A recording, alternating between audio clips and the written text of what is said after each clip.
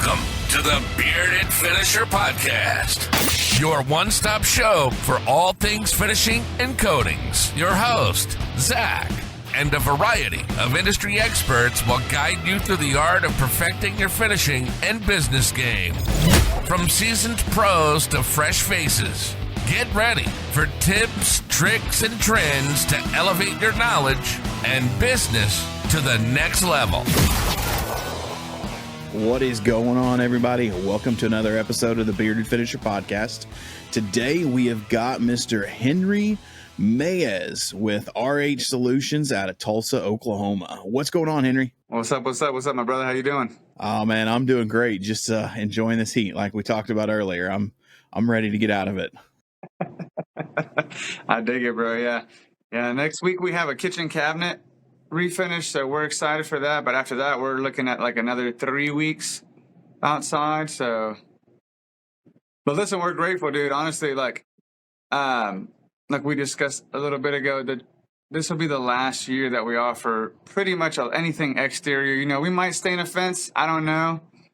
For sure, we'll do front doors, like either on site or take your door, to the shop, whatever, do that. But we're pretty much done after this year. So this year's just been one of those things like, listen, guys, let's just be grateful. Let's work. Let's kill it on the last year that we do exteriors, and then let's move on. Yeah. So you guys are just transitioning to solely interior, or are you going to do just cabinet finishing? Or are you going to do interior paint? So the goal is primarily kitchen cabinet refinishing, and we'll roll the walls in your kitchen that we refinished, or in your bathroom vanity that we refinished, or something like that. But if they ask, hey, I got these other bedrooms, if you don't mind, if you can roll those out, probably not. I might refer them to somebody else. In between the transition, of course, we'll eat all that up. That way we can continue to build, and accomplish our goal. But outside stuff after this year is done. We already had that conversation last year, like this is the year, so if we just continue to do it 2025, then I lied to myself, the crew, and, Yeah, you don't want to be a liar. I mean, it's always, when I transitioned out of it, it was, I did the occasional here and there. I had a couple contractors that we did business with for 20 years, 20 years, and just, couldn't tell them no. But everyone else, I was just like, man, no, here's this guy, call him, or here's this guy, call him. But it was just too crazy. But I feel you. I'm right there with you, man. And you were doing some crazy stuff. You were doing exterior lead abatement and shit. I was like, dang, you guys are doing wild stuff out there. Dude, that was one of those ones for that contractor that I've just known forever. And, he bid everything for us. We're his only painter, and he just bid this lead abatement, and God, it was horrible. It was a mess. That was the last lead. After that one, I was like, Scott, no more lead abatement. I'm done. That was, the cleanup and the plastic and the suits, and we forgot to let one neighbor know, and they called the city, and the city inspector came out, and he was like, I've never seen a lead abatement job look this good. Because we had double plastic on the ground, because it's just insane what you have to do to get that lead paint off. But there's always that one person in that one neighborhood. You're always going to have that one neighbor, and they were like 3 houses down, and they still called the city on us. But oh my God. Yeah. But we had our certification, so it wasn't a big deal, but it was just kind of a nuisance more than anything. Yeah. Especially the guys, they're hot, they're irritated, they're just trying to work, get it done. They were wearing those full Tyvek suits, double gloves, tape, respirators, safety glasses. They had to wear everything. They were just like, dude, we hate you right now. I'm like, I'm sorry.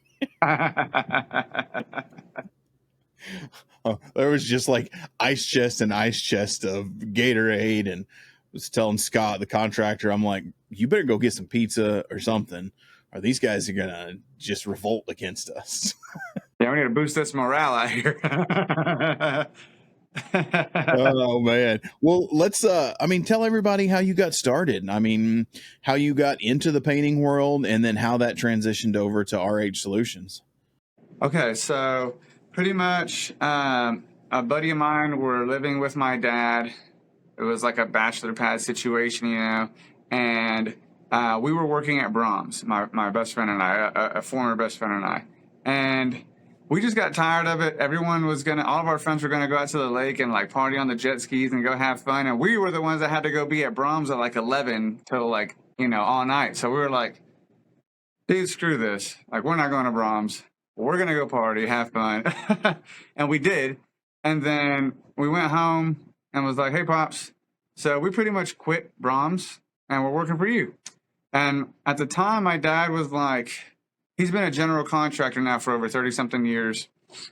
I know everyone's like, 30 years, but legit 36 years my dad's been contracting in pretty much anything you can think of. He's dipped in his toes in like everything and then just broadened his horizon as a GC and stuff like that. So, but he didn't have people working for him, he just kind of had some people sub down. He was doing shit, here and there on his own. And so he was like, what do you mean? You know what I'm saying? Like, I don't have any work. And I was like, you better get some work. Let's go find it. And so he did. And pretty much, long story short, did that for 10 years with him. I pretty much hated everything except paint. Like, we did everything, bro, from like a slab and erecting everything and then drywall, like everything from the ground up. My dad had that knowledge and he just basically trained my friend and I to do it all there with him. And of course, he was there with us doing it. But the only thing I ever liked was paint. Like, I don't know why. I couldn't really tell you why, especially then, but I understand now. I just liked it. And I definitely expressed that to my dad. And so slowly here and there on the projects, he would just kind of start pushing the paint more towards me because I enjoyed it. It was able to give him the capability for him and my homie to go and do other things while I was like finishing. They could be starting something else. So that just kind of happened organically like that. And then in college, I moved to Miami, Florida, back to Miami, Florida. That's where I was born and raised. Went over there for college in 2008, like when everything went to shit. And while I was there in college, I painted just on the side. I painted like the room that I was living in. I painted for friends of mine, friends of my aunt. My aunt's office building, she has a Mary Kay, business with them. So I would go over there and repaint her office like 1,000 times in pink, every shade of pink you could think of. And then when I moved back over here after college, pretty much just kind of kept doing that with my dad. And my dad had landed this contract with the Cherokee Indians here where we would go to Vian and do like the track houses, exterior, just pressure wash one, go off to the next, mask it, paint it, boom, boom, boom, boom, boom. So we would do like a series of like 15 houses like that outside, real easy. The majority is bricks or you're just doing soffit fascia, blah, blah. And that kind of just slowly started to go away because how many houses are you going to paint, And we decided to go into the industrial sector. So we worked for a company called Terac where the guy that was doing the industrial painting there just quit. And my dad knew the foreman of the shop. And so he kind of reached out to him and was like, I need you boys to come over here and just learn. And so we knew nothing about the industrial side. He trained us. It was like he would like be like, and then leave. And so you're kind of like walking behind his heels, asking him questions. I definitely was because I was like, wait. Like, I don't know what the hell you're talking about. And we were painting anywhere from 50 to 75 foot off skids that were going offshore, to oil rigs and shit like that. We were painting paint simulators, for that flight safety behind the old Baker Hughes that now is McElroy. There's a flight safety school there. So we would paint the airplane simulators and shit like that. So full sandblast, in the spaceman suit. That's what I did for like 2 years. I did nothing but full sandblast to detail sandblast, masking components, all that stuff. When the electrical guys want to come in and do their shit first, and so you just have to mask it all and paint around it. That was very difficult, and like learning how to do industrial and reading that big ass Sherwin book and like learning about temperature and humidity and all these things and like mixing and 2-part and 3, like all this shit. And you're just like, and when you make a mistake or you have a guy from like Zico, I know you know Zico and all that, come around with that mill gauge and you're off like on one spot and it took you all night to figure it out. Like you almost kind of want to cry because it's so hard to sand one area. You know, you have to, it was good to learn. It was like just getting thrown into the wolves and like just figuring it out. I mean, that's like straight fire pan. I mean, just frying pan shit right there. I mean, you're in it. Like industrial is some of the biggest pain in the ass stuff to get into. It was the craziest.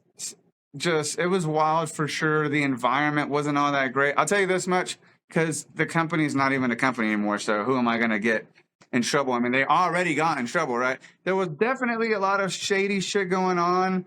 Not shady, like unsafe, not OSHA certified shit going on, especially in the excuse my language, especially in the spray booth area. Like, it was not the best circumstances for us. And I kind of knew that. And like, I brought my wife on some Saturdays for overtime just to come because we were never spending time with each other. I used to work at UPS. So I was loading and then I would go and do industrial paint. So I would bring her and she was like, babe, like she didn't know much about anything at the time for sure too. But she was like, I don't think this stuff is like safe. Anyway, long story short, I did that for 5 years. The owner of the company was transitioning to sell, but the transition happened a lot quicker because someone definitely called OSHA on the spray booth, like not on me and my dad, but on the company. Like, yo, I don't think these guys are in a good environment. And it wasn't my wife. I don't know who it was, you know. Probably someone from Zico if I had to take it. It's a pretty good shot at that one. Yeah. So that just kind of like made that happen a lot quicker. And so pretty much sold the company. And my dad went to work. My dad went to work for himself again. And we had a contract with Sooner Management where we did a bunch of apartment painting. That was horrible. A lot of cleaning. Just cleaning apartments. And like just, it makes you learn like some people you're just like, oh my God. And then repainting apartments and all that, you know, flipping them to get them ready for people to come in, make readies. And I just got tired of that. I was like, screw this, dude. So I was working at UPS. I became a driver. And then I was the driver for 4 years. And I was like, I hate my life. You know, I was making really good money. My wife was working at Souls International as a drafter. So she was making really good money. You know, we were making close to $200K a year, you know, in Oklahoma, especially at the time. It was pretty chill for us as you know, early 30s. She was in her mid 20s and stuff. So we were killing it. We thought like, this is awesome. But I didn't enjoy my life. Like I hated being a UPS driver. I thought it was whack. I did my job very well. And because of that, it seemed like I just got punished. You know what I'm saying? Like more work. Anyways, R&H Solutions started as kind of like a joke. My wife and I were going down the stairs. We were going to meet some friends in Broken Arrow Main Street at the rooftop at a bar, have some drinks, eat some pizza, chill. And we were just kind of like, I was just kind of like rapping along, you know, R&H Solutions, no stress, only solutions, you know, and like we laughed about it. And I was like, yo, if we ever have a business, like I don't know what it's going to be, but that's going to be the freaking name. That is so hilarious. Fast forward. I quit my job at UPS. It was like icy outside and they were still making everybody go in. It was horrible. And I was just like, dude, like I valued my life and my time. And I was just irritated with what I was doing. I felt like the life was being sucked out of me. And so I called them. I was like, I'm done.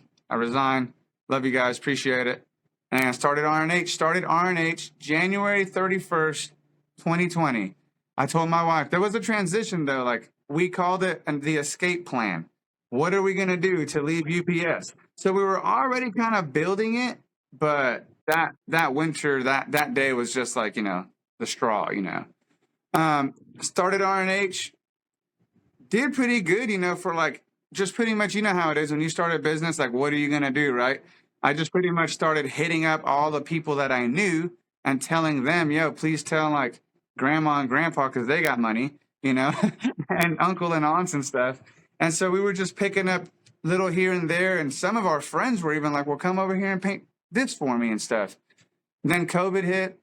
I was like, you were right at the beginning of COVID.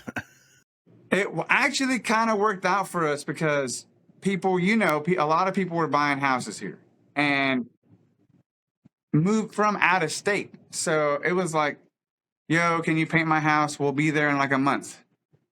Yeah, cool. So it worked out for a little bit like that. And then October 14, 2020, my wife is pregnant. I break the shit out of my leg. Like, I fall off a ladder doing an exterior, and I just pretty much, the worst fracture you can have besides breaking through, you know, skin with a bone happened. My tib and my fib, and I was out for 8 months. Pretty much we gave up everything that we had, sold everything, and moved in with my mother-in-law because my wife was pregnant. I just didn't know what to do. You know, we didn't have a crew or nothing. It was just us painting.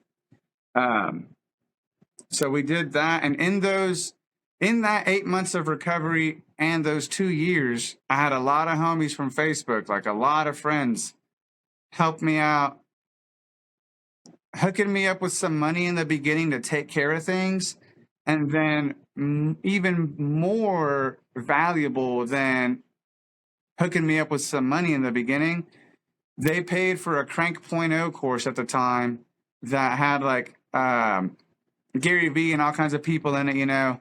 And the dude that ran the Crank.0, right, found out about what happened. He found out that some friends put money together for me to do the Crank.0 event.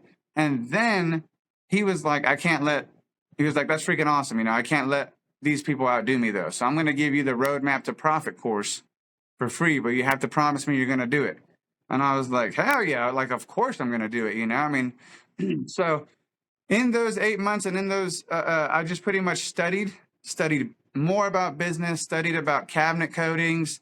I took that Roadmap to Profit course in like 3 months. I just freaking like did it really quick because the baby's coming. I need to learn as much as I can. You know, I need to focus on something so I'm, you know, not distracted by the leg being broken and shit. And also in that time, you might know him. His name is That Painter Guy, Mr. Dave Hernandez. He's a friend of mine on Instagram. He became my cabinet refinish mentor. We spent hours on the phone just like this on FaceTime, just drilling. I would just ask him every question I could about cabinet refinishing, like this, that. I have pages and pages and pages of shit, you know. And then he showed me some other guys like Dennis Rodriguez, Eric Reason, you, and I started following a few other guys like Jacob's Paint Shop, stuff like that. And I just got like obsessed. I've always loved woodworking. I love fine finishing. I love custom shit. And so I was just like, you know, I need to focus on what I want to do instead of, you know, like everyone's right here. Everyone wants this. Just going to go around everybody. And so, yeah. And so once I got back to moving and grooving and working in 2021, when the baby was born, it's just been a process of building since then. You know, it was like started off me and my brother. And in the past 3 years, we've built a 5-person crew, and we're pretty much doing, at the moment, almost everything that I have been strategically planning for us to do. That's freaking amazing, man. Congrats on that. I mean, that's impressive. I got to say, yeah, we got a COVID baby too.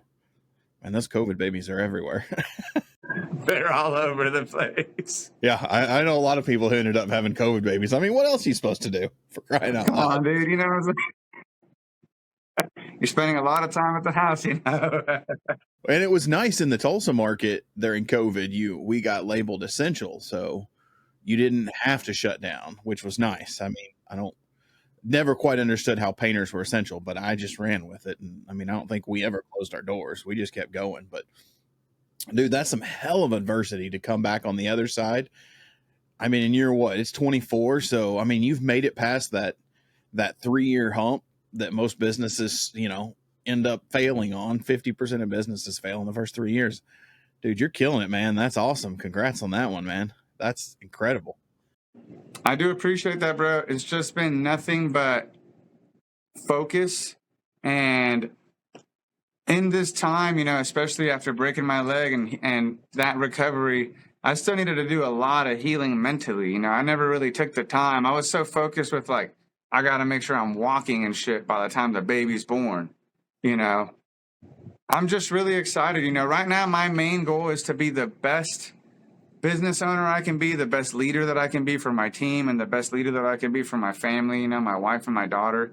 That is of the utmost importance to me. And my plan right now, that I've gotten the business into a position of, okay, like, I know I can make this pivot now, right? Because I've built it. Like where we're sitting at right now is my garage, but I've turned the whole thing into a booth. Like it's very modular, the booth is over here. I got all kinds of stuff, everything's stationed up. I'm blessed that on the other side of my property, I have a big shop. So that contains all of our gear and our inventory. So I don't have like a bunch of stuff, in here. Now the goal is to do something along the lines of like what you built. I don't know if I may have told you this or not. I don't know, but you are a huge inspiration to me, dude. Like what you built here in Tulsa before you moved to Texas is basically what I'm trying to do. Appreciate that, man. Hopefully, well, actually, I don't really care.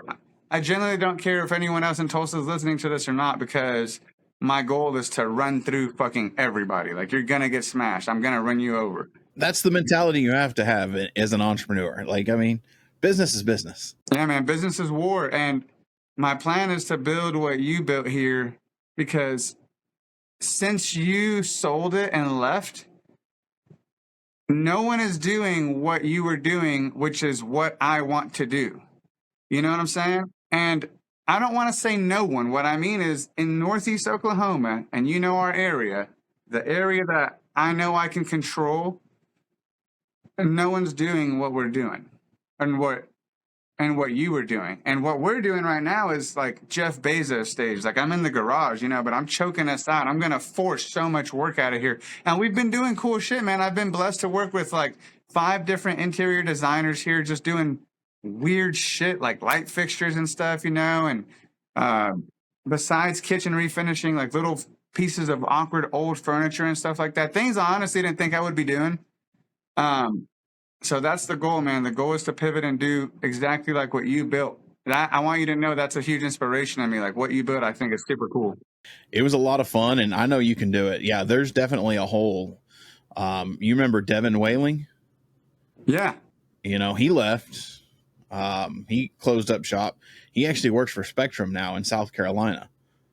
Really? Okay. Yeah. He is he's a rep working for Spectrum over in South Carolina now. And, there was just, I don't know what happened. It was just about the same time, but there is a big hole in the Oklahoma market. It's just prime in this northeastern Oklahoma. It's just prime for someone to come in and just suck up all those customers. Yeah. And there's a couple of businesses, like there's still a lot of dudes, and I know you know this, and I'm not going to mention names because that's not what's important, especially because there was a few businesses here in Tulsa that started to talk a lot of crap about us, because I used to be out of Wagner. I moved to Tulsa because I got the opportunity to do so, and I realized what it opened up for me. But we started kind of creeping into Midtown, and so I guess I started kind of stepping onto some toes, and I started hearing some things or whatever. But you know what it is? If that's the case, then you're making noise, right? That means you're rattling people up. I like making people nervous. Nothing wrong with that. The main focus right now is, I know that there are other crews out here that are doing kitchen cabinet refinishing, but they're doing it the wrong way. And I know you know that, what's the wrong way? Well, trim paint or just bad prep in general. And that's okay, because at the same time, those guys are still also trying to get all the jobs. These big guys around us, and you know who they are, they want to get everything while also trying to get cabinets. My idea is, I know that I'm going to destroy them if that is all we do and all we focus on. Yeah. I mean, there is definitely something in that, to focus on what you do best and just become, the son of a gun for it like no one else. I mean, look at Chade Turner and what he's done. I mean, That dude's ridiculous. dude, he got with Robert at Bespoke and, learned the Vero metal and just honed in on it. And Robert's flying him all over the U.S. Him and some of the other awesome Adam dudes out Fox. on there, dude. I mean, just flying those guys everywhere because they know what they're good at. They're good at the detail work and they love it. And man, those guys are going some crazy places to work on houses. I mean, I was talking to Robert. He was on an episode with Bespoke and Vero. And I mean, talking about some of the projects he's got coming up. I mean, it's insane. He's looking at doing some more training classes, dude. And that's one, like I was playing with it a little bit here in Oklahoma and it was starting to take on with like 3 or 4 architects. But dude, that's something I would highly encourage you. Get with Robert at Bespoke, find out where his next training class is.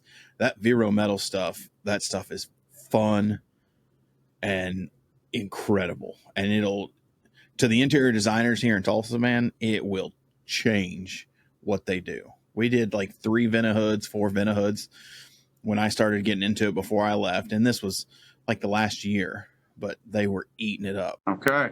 I will keep that. I'll keep that in mind at right tip top. Yeah, that's definitely something I would look into. And who knows where that'll take you. I mean, that'll take you into a whole nother world.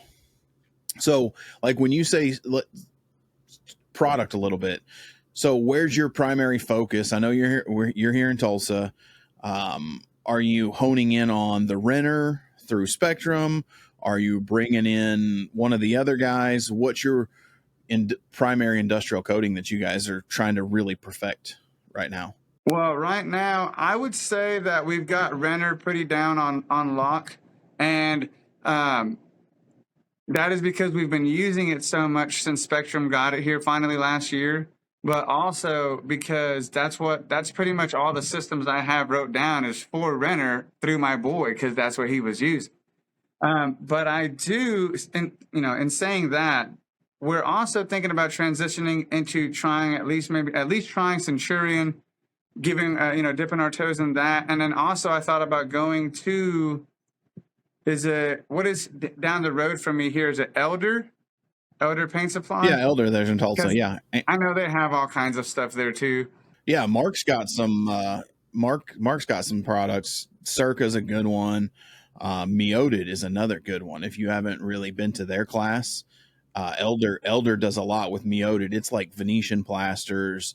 And I know it's more wall, but it kind of hones into that high-end finishing. Someone wants a Venetian plaster accent wall that looks like marble. And I mean, they've got the products to do it, and they actually offer some awesome training classes.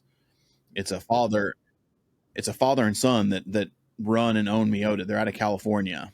But Anthony at Elder and Mark, they actually brought them in before I left. They came in and did a seminar at a hotel and went through all the different products that they offer, but they did a lot.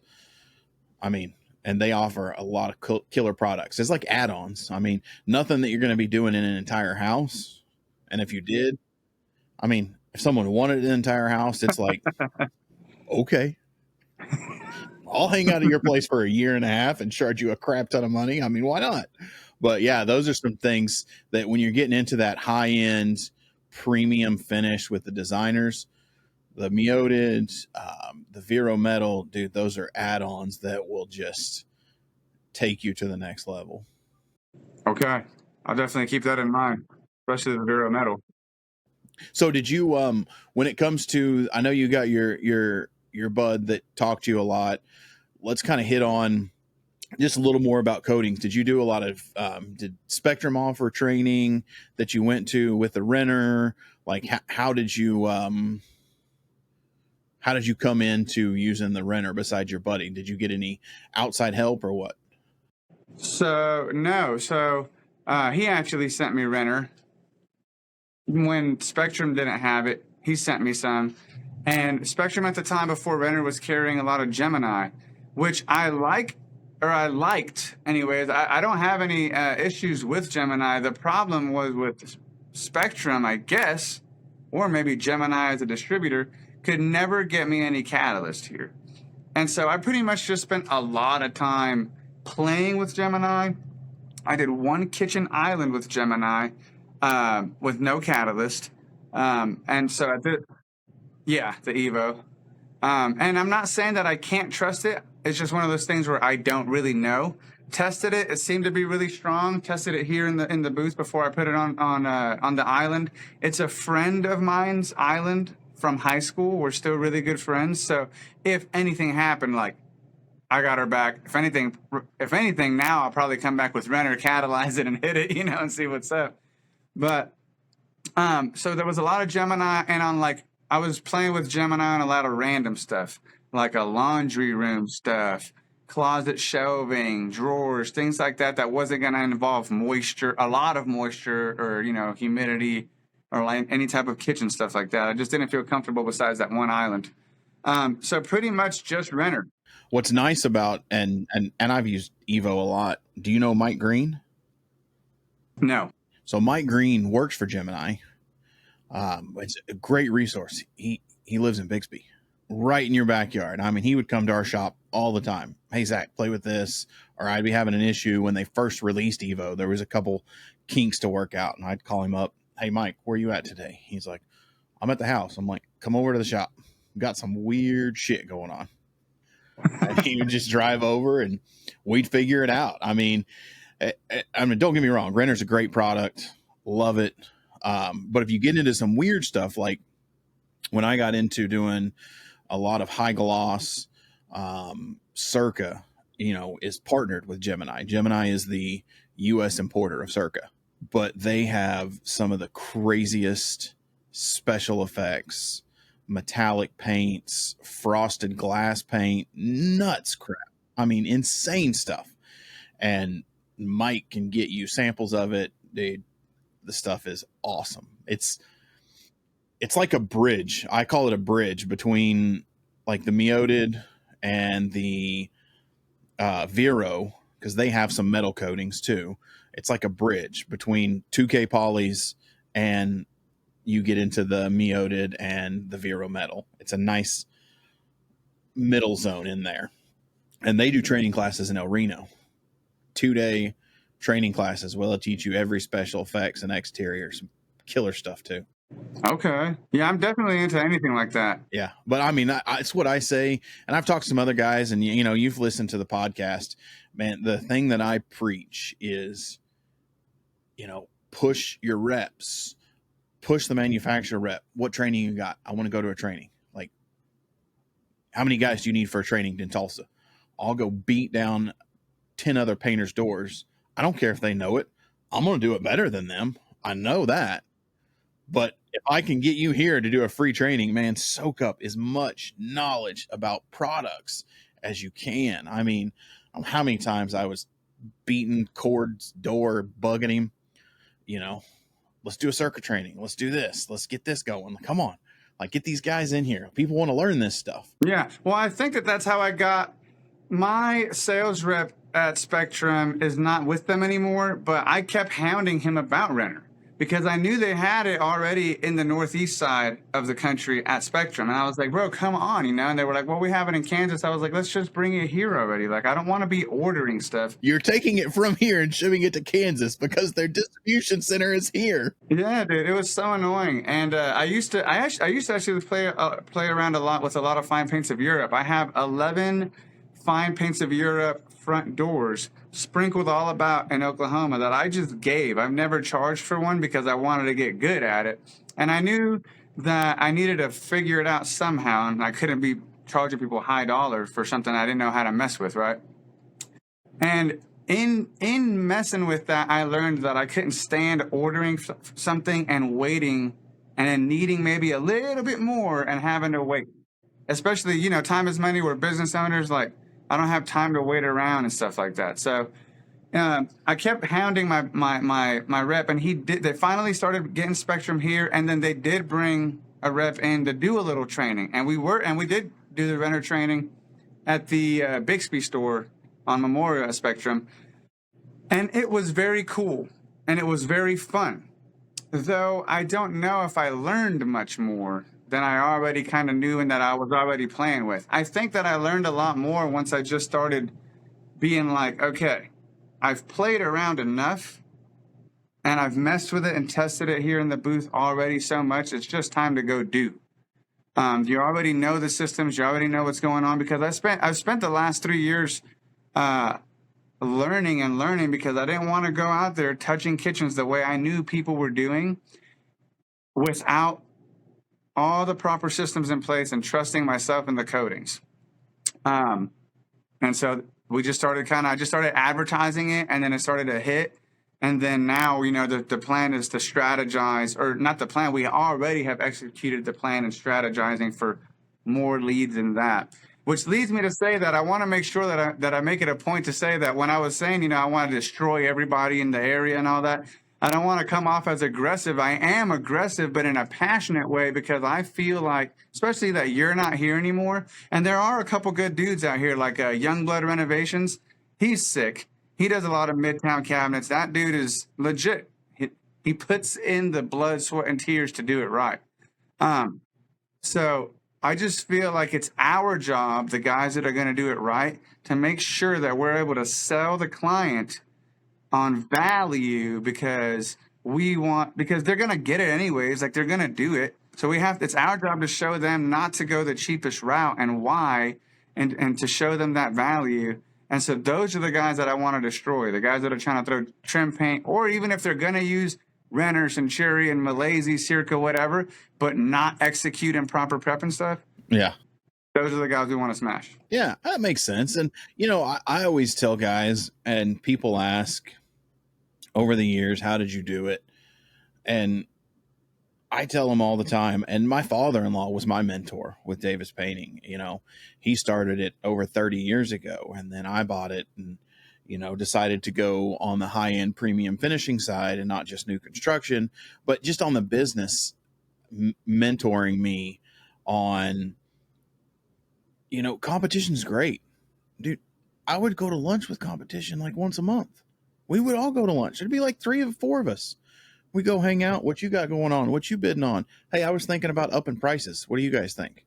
What are you going to go to? Oh, I'm thinking about going to $75 an hour. Cool. We're in. It's okay.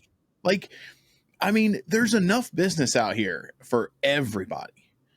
But the more that you bring everyone together and elevate the industry, the more everyone's going to make. On the opposite side, I had a guy one time who was like, dude, you're charging too much. And I just look at him. I'm like, what? He's like, you're charging too much, man. There's no way you can get work at that much. You got to lower your prices. And I'm like, well, first, that should only help you. But you're doing stuff too cheap, bro. Just raise your prices.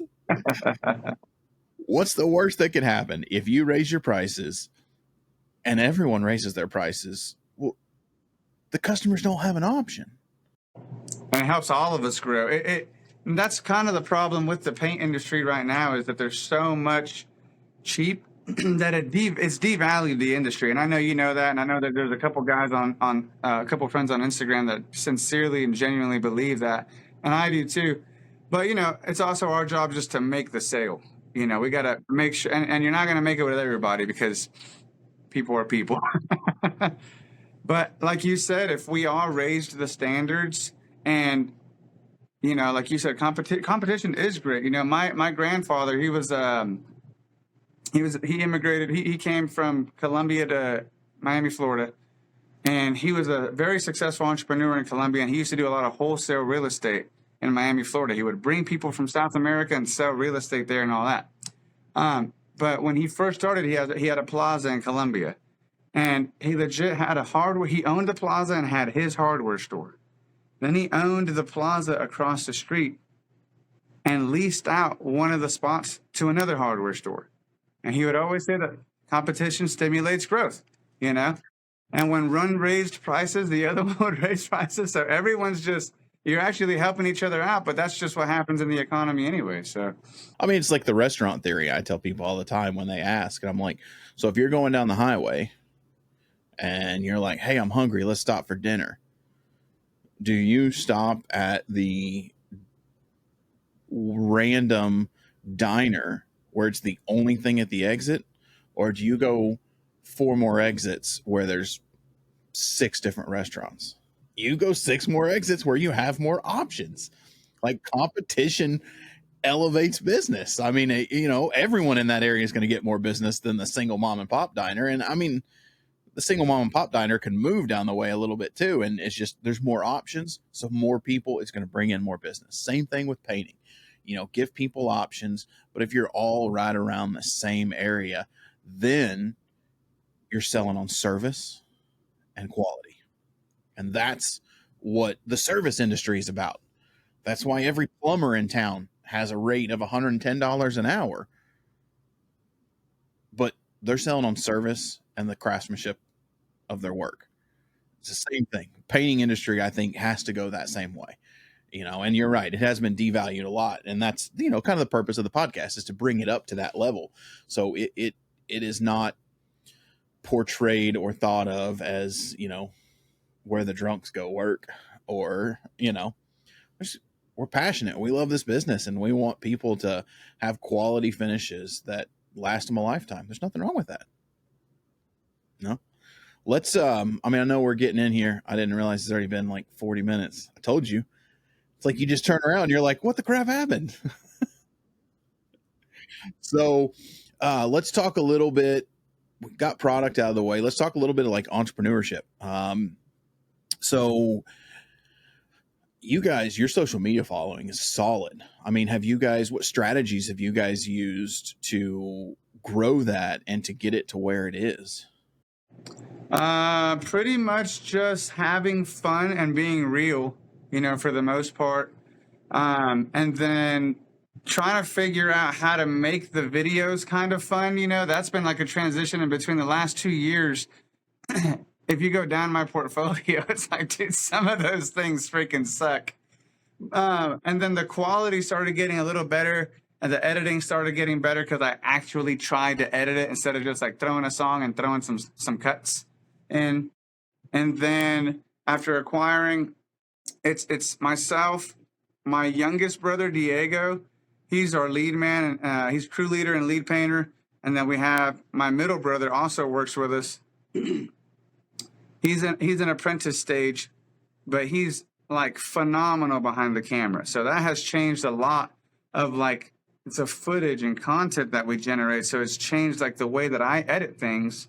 And we just like try to have fun and kind of make it different. Like everyone, and I'm not like hating on them, and it's not everybody, but a lot of guys in the cabinet industry, it's like a 6-second reel with whatever's trending of like a spray and then a reveal. And that's cool. And I understand everyone's attention spans are short and everyone's got things to do. I don't care. I'm trying to make art, you know what I'm saying? So I'm trying to make like a process video and kind of show our grunge style, like where we're at in this phase, and still produce beauty. You know what I'm saying? So, but the main focus was just trying to like have fun and be real and geotag the crap out of everything that I do. Yeah, that one's, you got to tag the crap out of it to get people to see it. It's crazy. Yeah, and I know people are like, oh, hashtag this, hashtag that. It's like the people that are also saying that aren't business owners, and it's like, dude, I'm trying to pop up in people's faces, bro. I'm not. No one's gonna call me if I'm just here. But everyone's going to call me if I'm in their face all the time. So you want that insights on those things to be like 60% non-followers, 70% non-followers seeing your shit. And yeah, you guys follow me. You see it. I want the people who aren't following me to see it. Yeah. And the cool thing is, and I don't know how much this really matters, but it matters to me in my approach, right? Is I think like ZK painting is phenomenal. And like Nathan Olean, that's the big bro right there. That's my homie. I think his shop is amazing. These guys that have like 49,000 followers or more and all that, like a lot of those followers are just like trendy stuff on Instagram because they are doing amazing stuff and it's just people all over the world or the country following them. And though I do think that that's cool, my little 4,200 followers that I have, I am down to bet that at least half of them are local, and that means way more to me than having like, at the moment, I'm not really trying to go anywhere. I'm focused, head down, trying to build here and control my area. So I want local people looking.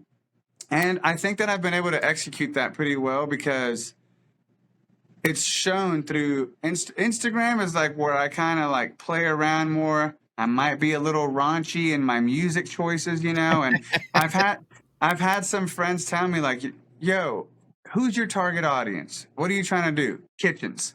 Who's in the kitchen? Mom, grandma. You need to be, like tone it down. And it's like, I get it. But at the same time, a great client of mine, older lady, told me, Henry, if they don't want to hire you because of you have long hair or because you listen to a certain type of music, it's not like I'm blasting the music at their house. I didn't make the music. I'm just putting it in the video. Then you don't. They're not your client anyways. Yeah, I mean, I agree. And then I was actually listening to Ridian's a good friend of mine, Olympian. Like he and I have talked a lot over the years, and he made some good points on his podcast that the Dirty Painters podcast that his new episode, I guess, is getting ready to drop. And they kind of go into a good discussion about, that kind of leads me into my next point. I was going to talk about, advertising and paid ads and stuff, but he goes into, you've got to look at other areas because the people that have the most money right now are the boomers. And to a certain point, Gen X, that's who's spending the money, who has houses. Well, how many baby boomers do you know that are on social media, that are on Instagram, scrolling reels? Like, they're just not there. Yeah. I mean, they're not on there. I mean, you might have like 20% of them, maybe 50% of them on Facebook, maybe. And that's still high, I think. So, even though paid ads are, and that's kind of what he goes into. Paid ads are super important. And that's something that I never strategized or used because it wasn't huge when I had my company. But you also have to go out there and meet the designers, go to the paint stores, make relationships with those managers at Spectrum or Elder or SW. So someone comes in and says, I want to paint my kitchen. Oh yeah, call this guy. He'll rock it out for you. I mean, that's another aspect of ads and advertising that doesn't cost as much money. I was talking to a guy the other night.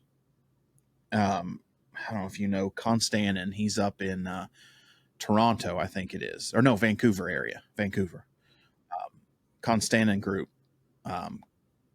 does cabinet refinishing, remodeling. That's all he does. And I mean, insane amount, more than I would have thought. But he says, 85% of his leads come from paid ads. So he spends roughly $3,000 a month on paid ads. And I'm just like, holy crap, I would have never even thought to spend that much on paid ads. And talking to Ridian, the same thing. You've got to find what works, and you get that rhythm, and that's all the ads that you get. I mean, you can make a good amount of advertising off of Instagram and Facebook. Oh, dude. Okay, so yes, absolutely. So Instagram is like where I kind of play and show a little more on my artsy side, my whatever. Facebook is like my brand, like in terms of, oh, this is Henry that does this and the business, and my wife does all the Canva ads, and everything is nice and neat and clean, and that's where we pay for all of our advertisement. Now, if my reels are kind of cutesy on Instagram, I'll shove them over there because it's linked, but everything is linked so people can see my Instagram. But everything that's a paid ad, Facebook, it also runs through Instagram also, and it works. It works, brother. I was about to say, that was kind of going into you. Do you use paid ads, and how does it work out? I do. Right now, we run about like $875 a month is like my budget at the moment for that. My Google, I'm running organically at the moment, and it seems to work. But the Facebook, like paying for the ads and doing it the proper way, like strategically, because I'm sure you've seen this before. And I'm just wondering, like, I hope these poor dudes even know what's happening. You'll get a sponsored paint ad from like New Jersey or California, and it's so and so painting, spraying a wall. And I'm over here like, so what they didn't do was they didn't modify, their area. And unless they're trying to drive to Oklahoma from New Jersey and paint a wall, I don't know. But so I think that's been very effective. And then targeting a certain age group, right? And then you have to go in there and like really play with, okay, I think that people that are going to want to see this stuff might be looking at fashion, might be looking at jewelry, might be looking at landscaping, might be looking at design, things like that. If you plug all that stuff in, and you have to be consistent. It just doesn't happen like one ad here and there. Like if you're not doing it every freaking week, I run a 4 to 5 day ad every week. Sometimes I just run the same ad. Sometimes I'll switch them up with whatever my wife's doing. Sometimes I just do what I want to do. And it works, bro. It takes a little bit of time to gain the traction, but it does work. Yeah. I mean, that just goes to show you, because I've talked to guys in the past trying to grow, and they're like, I ran a couple ads on Facebook or LinkedIn and put $50 in there. And, like I never utilized it because it wasn't really a thing doing the paid ads. It was kind of just coming out. That makes me sound really old, but it is what it is. But now I see guys, and that's just, I mean, they're running their entire business, estimates, marketing, and they put money in it, but the return is insane. I would say it's worth it. I would say since I started doing it, here's a perfect comparison for you. Is that last year, like right now, we are in June, right? Last year we did pretty decent as a business for its like, because this year will be our 4th full year of business, right? It's like R&H Solutions' 4th year, but it's not a full 4th year of actual business. So last year being the 3rd full year, we did pretty well. And I would say I had 86 estimates. Okay. I don't have my metric on how many on what was won, but we worked all year, thank God, right? 86 estimates. Okay. It's June 2024. I'm already on 79. I did yesterday. I did number 79 on my little invoice tracker. So do the math, and that's because like last year, so I started running the ads on Facebook after I took this little course in September. So those are like the months, like September, October, November, those are the months that not too much is going to be happening from it. Like those are the gaining traction months. Come December, it started hitting. Then I went and I did a 2-door. Okay, this is where my philosophy comes from. I've been saying this. I don't know if I got it from someone or if I just made it up myself. I don't know. But the crumbs lead to a slice, and the slice leads to a loaf, and the loaf leads to. So I did a 2-door refinish underneath the sink. You already know it's one of the worst spots: is sink, dishwasher, trash.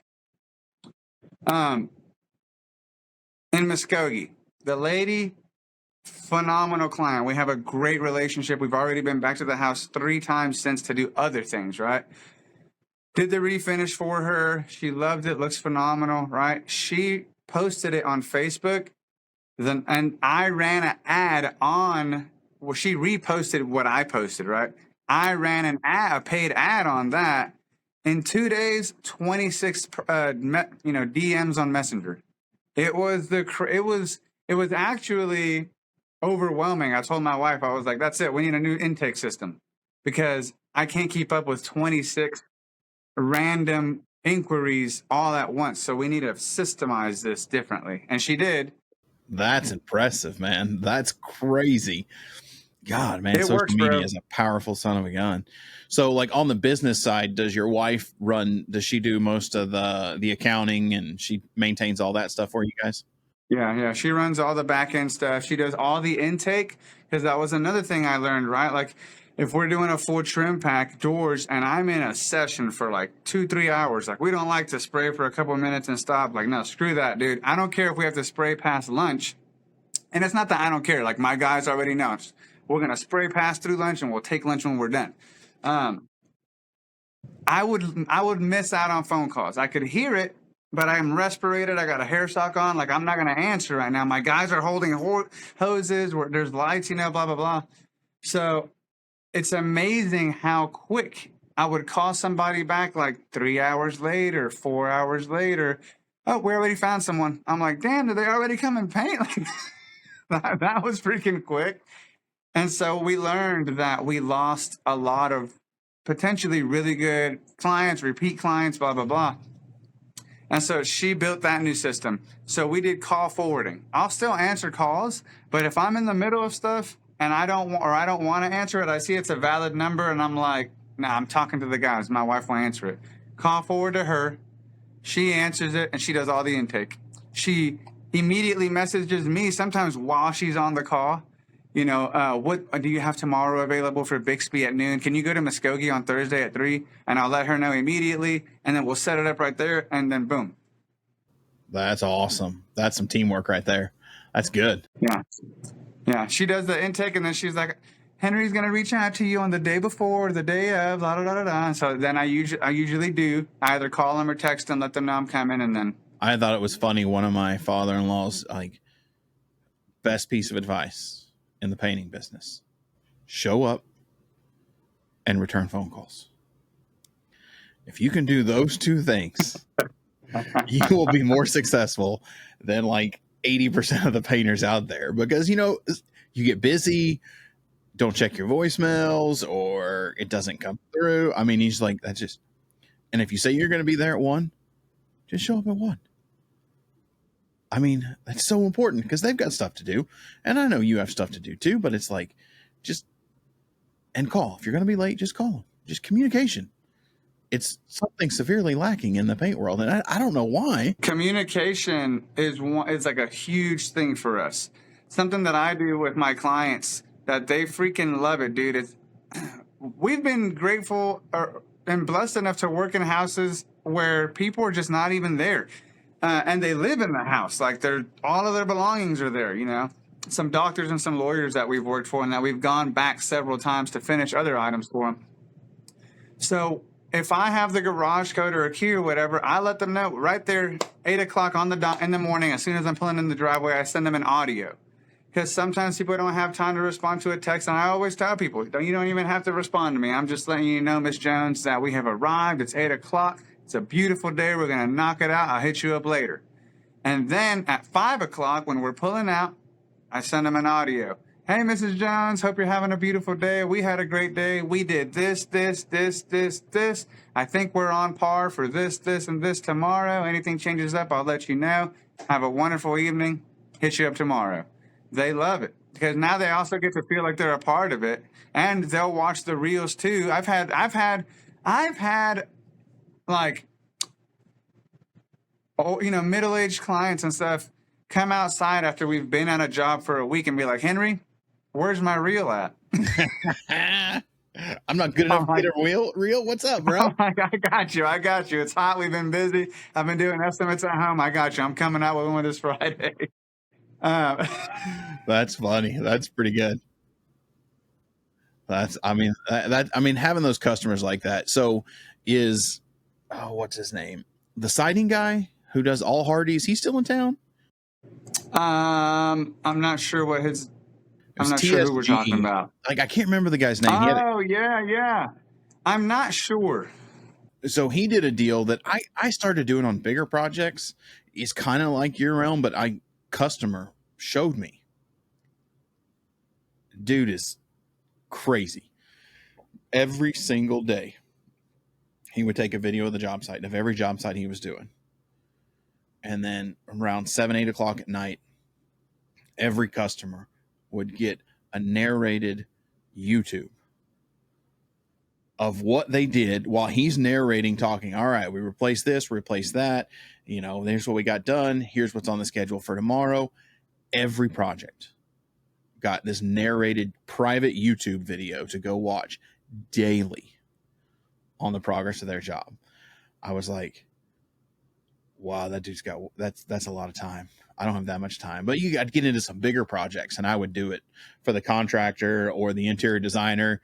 And you're right, man, they eat that stuff up. Just show videos where, you know, I didn't do crazy YouTube videos. You know, I do phone videos. All right, this trim got primed, this over here got prepped, and just send it to them. And I mean, they just loved it. I mean, just that communication that they don't think they're going to get, but it's just going that extra step. And I mean, they just eat that up. Yeah, and we're providing a service. So, like, one of my main things in our business, besides communication, is we just want everybody to be comfortable. I always tell our potential clients or our current clients, paint is supposed to be the fun part. Don't allow anyone to come over here and stress you out and make it not fun. We're supposed to be the last part. We're supposed, after every, the carpenters are stressful, the plumber, everyone else is stressful. We're supposed to come in and now finally put all the pieces to the puzzle together. So I just want everyone to have a good experience. If they have a good experience, then I'm able to provide a great experience for my guys. And then they're going to definitely cut the check. Everyone's going to be happy. We provide a great service. We're going to get a review. Everyone's cool. They'll tell so-and-so. And, it doesn't always work like that. Sometimes we still go over there, give it 120%, miss one thing. And I don't mean like an item to paint, but like maybe something didn't get masked and a little bit of dust got somewhere and you get reamed for it. And the worst part is, dude, like when your crew is right there, they're hearing everything. And, I'm the type of dude that I'm going to calm it down. Listen, you're right. Yes, ma'am. You're valid in your feelings. Yes. Well, listen, we did this and this, but you are correct, And then you have to go back, and my crew is like my family and a couple other guys, but we all love each other. We all take care of each other. So then you pop back in and everyone's just looking at you like, dude, I'm so sorry. And it's like, no, listen, I'm sorry. Listen, this is what we're going to do. Let's keep our heads up, keep smiling. Let's finish this out like champions. And next week, 3 months from now, we'll be laughing at this and we'll forget it. That's your job as the owner. You're going to take some heat, and a lot of times it's heat that your guys don't need to hear because you need their morale to stay up. That's just part of the job. You're going to get your butt reamed here and there, and you just deal with it. Half the time you don't take that to your guys because it was just, they know they made the mistake, and you don't need to go tear them up about it. I mean, people are people. People are going to make mistakes. And I'll tell them, because right now at the moment, I'm still... Well, I would say I'm like 60% needed, which for being fourth year in business, I think is pretty awesome. I'm very proud of where we're at because with my little brother, I don't really have to be there, So it's one of those things where it's like if something happened, it's like I don't even get on to the guys unless it was, and even if it's something they did, I don't get on to them. I might be like, yo, can we come talk for a second and just be like, listen. This and this happened over there, there was a little masking error. I'm not getting on to you. Let's just make sure that we keep that shit tight. This is pro shit. We're still going to make mistakes. We'll clean it up. But these are some items that we've already been doing. And we know that when we did them this way, it freaking was a disaster. So let's just make sure that we tighten up, And sometimes, there's people have home stuff going on, other stuff, So I feel like if we just if we come at our crew with love and compassion and know that we're here for them, I always have their back. When I go to the job site, I'm the one that sets the tone. I set the tone, I set the pace. I'm extremely energetic. I'm super pumped. I'm super hyped. I try to get them super pumped, super hyped. I don't try. I think I do a good job because you can look at some of our reviews and the clients are saying things like they laughed and sang and, all this stuff. And there is a lot of laughing and there's a lot of singing, but there's no games being played. It's all very serious. But we bring that atmosphere to the job site. And I think that the clients enjoy that because then when we leave and they go look, because, of course, everyone goes and look, Hell, I'll bring them to come look before we leave, for the day. but they at least see, damn, they got a bunch of shit done and it's looking dope. Like it looks amazing. And they laughed and enjoyed themselves the whole time while they were doing it. Yeah, they weren't miserable. Yeah, I mean that's important. I mean, if you're portraying a fun time, then just inherently their guard comes down, and when their guard comes down, it makes the job a lot easier. Yeah, I get it. I mean, you're doing an awesome job. You got your attitude about the business is killer, and just general. I mean, you sound like you'd be a fun guy to work with and work for. That's all I want to do. I want to create an awesome environment. I want to create a great culture. I think we're on track for that. I want people to come in like, you know what it is, dude. You've been doing this forever. There's going to be aspects of what we do that sometimes are just kind of like, shit. Okay. Any job. Anything that we do, even as much as you can love it, there's going to be one thing. But one of the things that I enjoy the most is like growing a place where people can come to work and are excited about it. And know that I try to make it to where when they see me, they're like, damn, dude, technically he doesn't even have to fucking be here doing this. Like he could be just out selling more if he wants to. And I do. But I want them to see me doing that. I want them to see me picking trash up. I want them to see me set the tone, mask. I want them to see me maybe even do the gruntish of grunt work. Because I want them to know I'm there by your side, bro. I'm here with you. I won't let you down. I got your back as long as you got mine.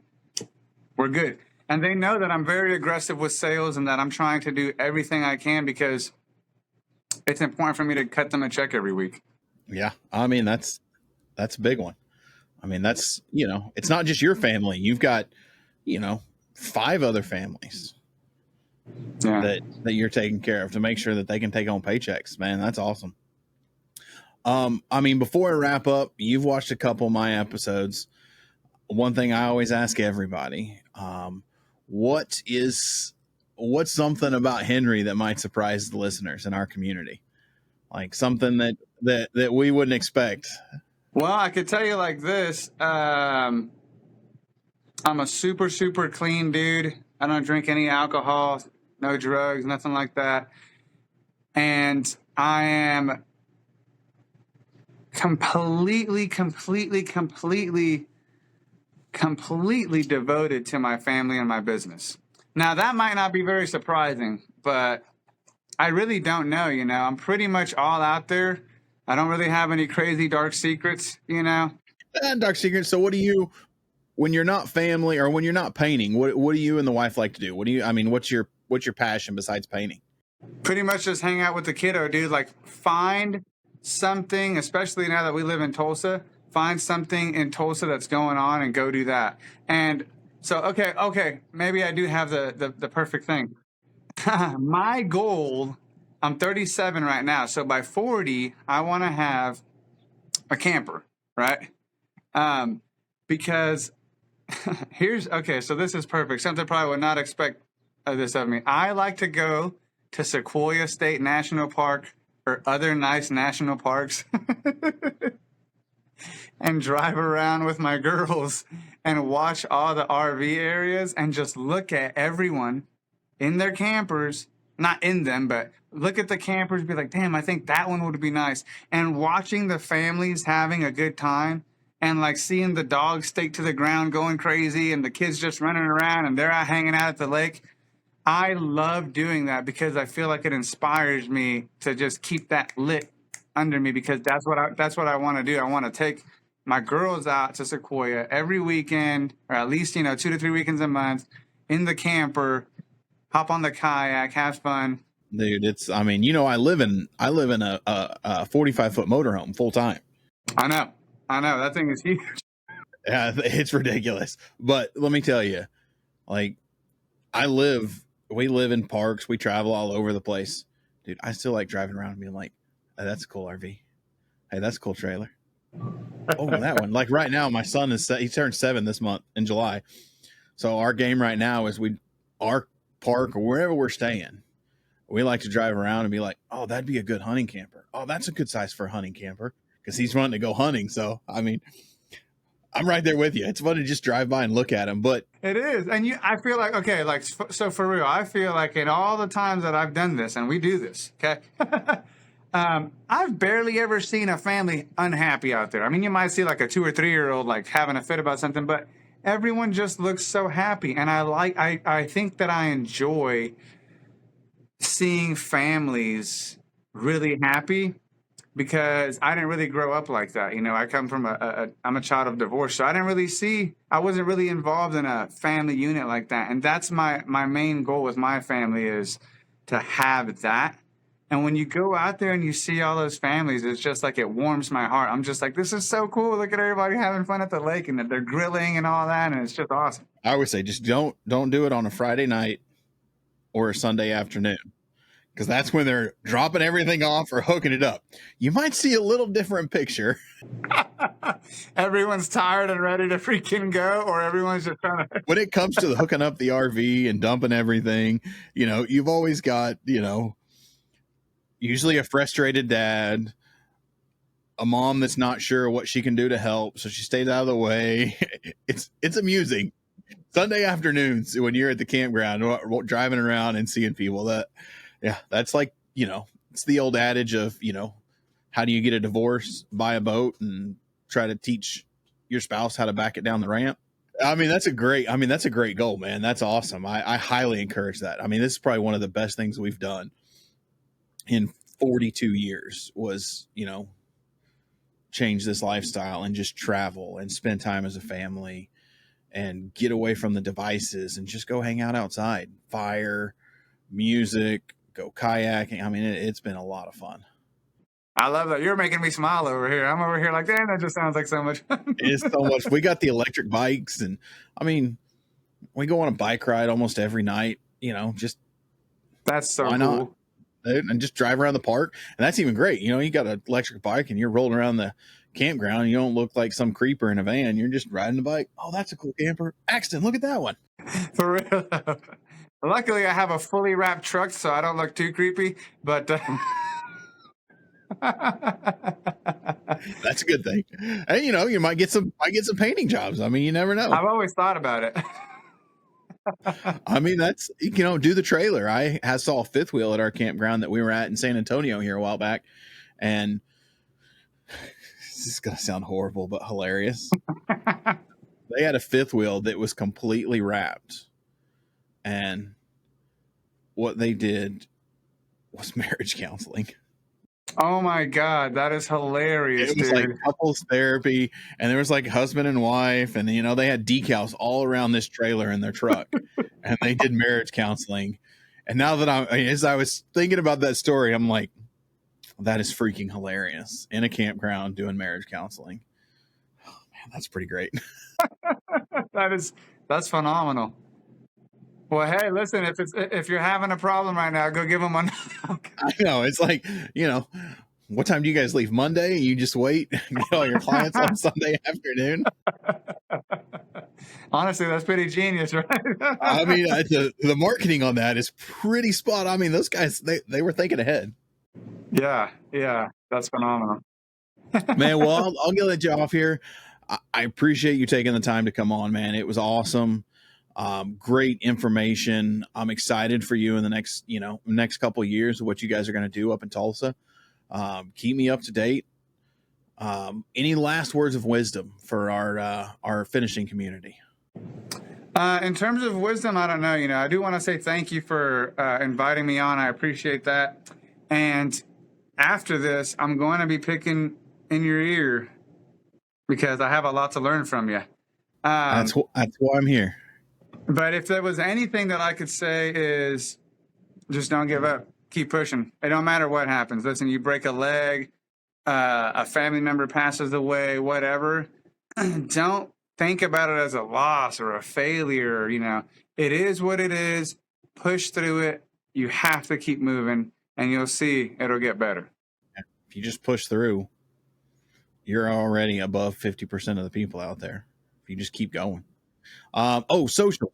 Shoot out your socials. I want everybody go follow Henry. Yeah, so on Instagram, Paint Oklahoma, super easy, Paint Oklahoma. And then on Facebook, it's just my name, Henry Maez Jr. Last name is Maez. I'm linked on there. If you look for Payne, Oklahoma on Facebook, it'll probably pop me up because it's linked to my Instagram. So. Oh, perfect. Yeah. If you're out there, you're not following Henry, his videos are fun. He makes it entertaining. Go check him out. Again, man, I appreciate you coming on the Bearded Finisher podcast. We'll get you back on for another episode, kind of circle back, see how the Tulsa domination is going, and let everybody know. Again, thank you. Everybody stay tuned. More episodes coming up, and we'll see you next time. And that's a wrap on this episode of the Bearded Finisher podcast. We thank everyone for joining. Keep hustling, keep learning, and never settle for anything less than your best. Remember, the path to perfection is a journey, not a destination. Until next time.